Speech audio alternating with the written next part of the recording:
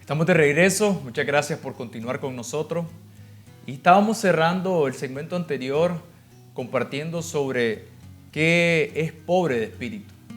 Ahora la pregunta en este tiempo sería, ¿cómo nosotros podemos convertirnos en alguien que es pobre en espíritu? Filipenses capítulo 2, versículo 5, nos da el ejemplo de Jesús. O sea, alguien que experimentó este rasgo del carácter de pobreza de espíritu fue Cristo. Y dice la Escritura, haya pues en vosotros este sentir que hubo también en Cristo Jesús, el cual siendo en forma de Dios, no estimó al ser igual a Dios como cosa que aferrarse, sino que se despojó a sí mismo tomando forma de siervo, hecho semejante a los hombres, y estando en la condición de hombre, se humilló a sí mismo, haciéndose obediente hasta la muerte y muerte de cruz. Una de las cosas que nosotros podemos incorporar a nuestra vida para desarrollar esta pobreza de espíritu, que no es una señal de debilidad, alguien puede interpretarla como algo que es debilidad, sino más bien una fortaleza, tiene que ver con desarrollar lo que Jesús hizo en la cruz. Y algo que es muy importante, y la palabra clave sería desarrollar la capacidad de despojarnos, de no aferrarnos a cosas. De no aferrarnos a cosas que tal vez el Señor nos pudiera estar diciendo un día como hoy, hay que soltar, hay que dejar, hay que hacer la diferencia, hacer el salto.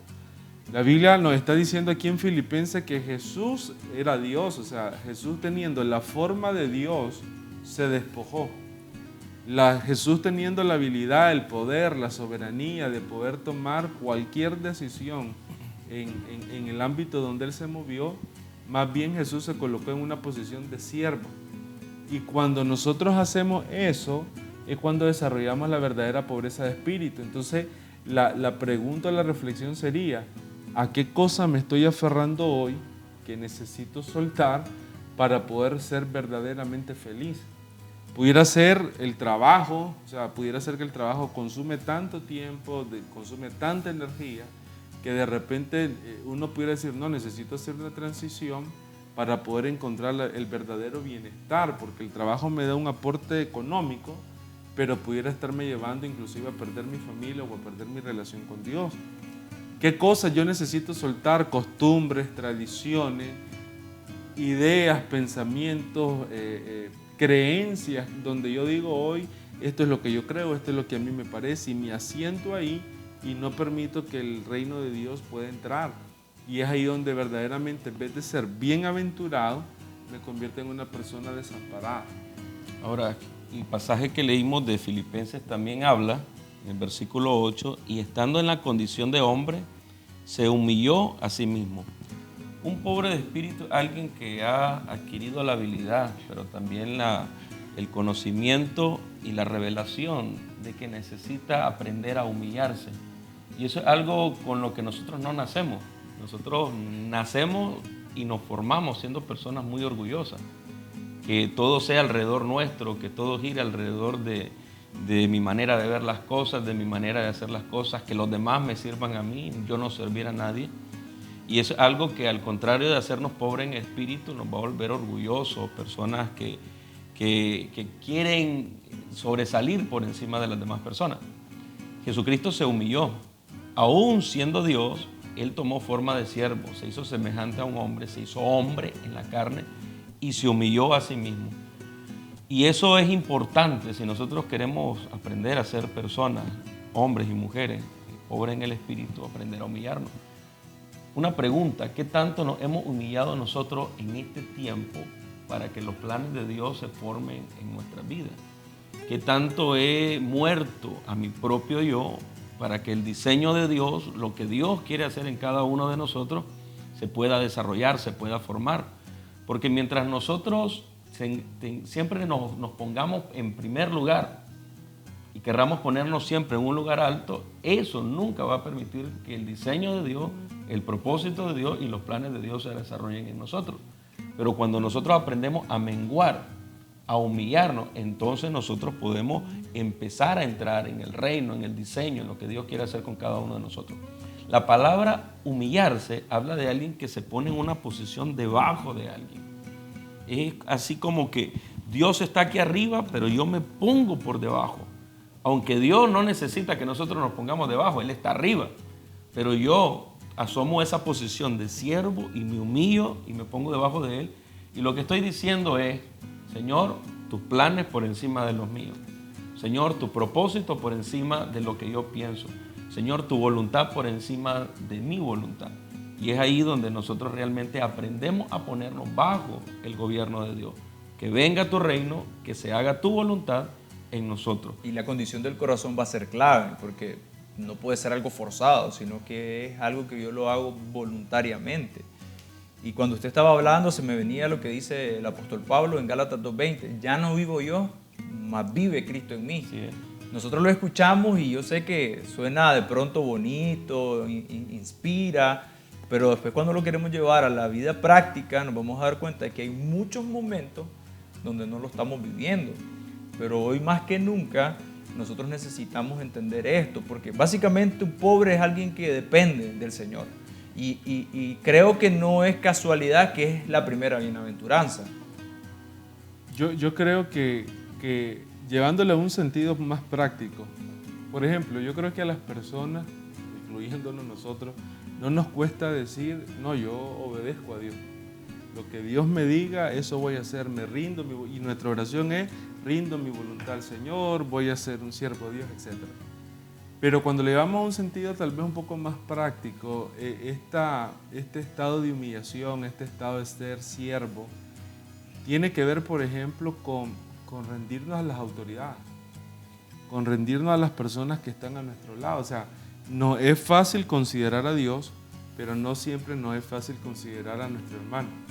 No es siempre, no es fácil, o sea, creo que Juan dice, ¿cómo podés amar a Dios que no ves si no amas a tu hermano que ves? ¿Cómo nos podríamos someter a Dios que no vemos tangiblemente y si no nos sometemos a las autoridades, que de acuerdo a lo que dice Pablo, toda autoridad es puesta por Dios?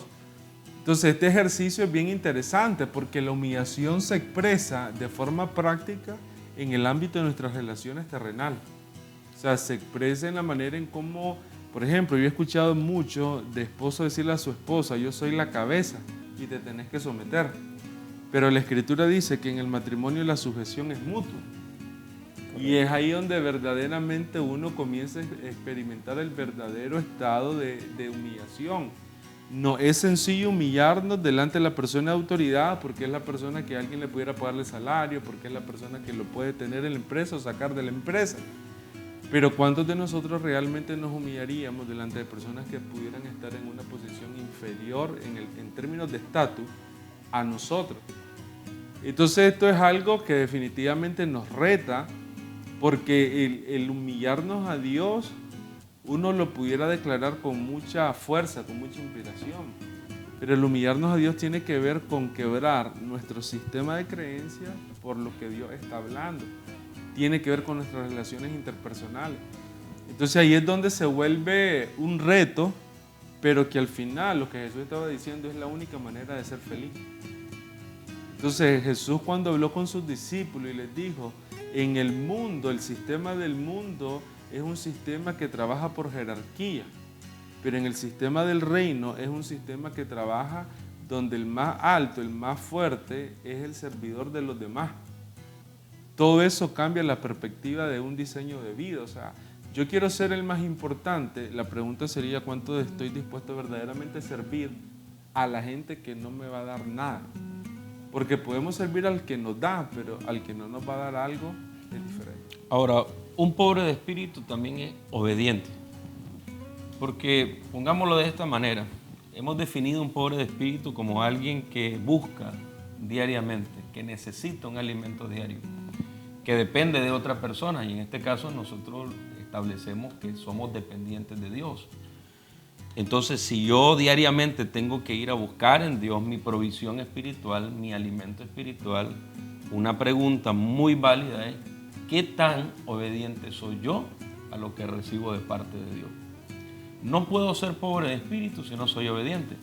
Y en el pasaje que leímos de Filipenses dice en el versículo 8 que Cristo Jesús se hizo obediente hasta la muerte y muerte de cruz.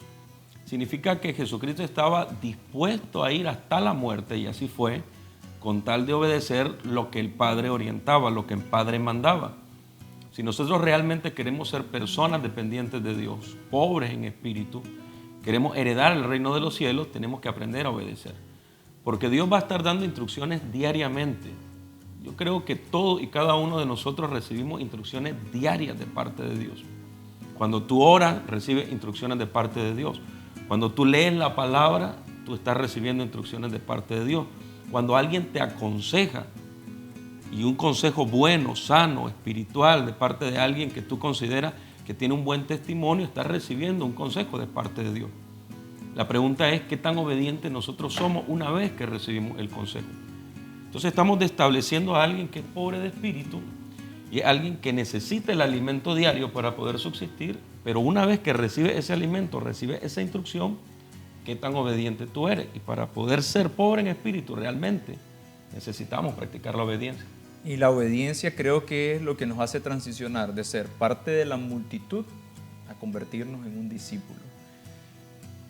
Y algunas características que las hemos hablado hoy, que tiene alguien pobre en espíritu, lo primero es que ama el consejo de la palabra. Lo segundo es que no se aferra a las cosas materiales. Tercero, es alguien que se humilla. Y número 4, es alguien que camina en obediencia a lo que Dios le está hablando y le está mostrando. Y pudiéramos decir, cuando hablamos de pobres en espíritu, es que como seres humanos nosotros tenemos muchas necesidades que requerimos que sean suplidas, pero sobre todas las cosas hay una que es mayor y tiene que ver la necesidad de tener una relación personal con Dios. Y eso solo nosotros lo podemos tener a través de Cristo. Y su palabra dice que de su plenitud tomamos todos y gracia sobre gracia. Es en Él que nosotros somos llenos, es en Él que nosotros somos plenos. Es solamente en Él que vamos a poder experimentar la verdadera felicidad. Les agradecemos por haber estado con nosotros y les invitamos a que nos sigan los siguientes programas, donde vamos a seguir compartiendo sobre las bienaventuranzas. Muchas gracias y que Dios les bendiga. Somos uno en Cristo, somos uno.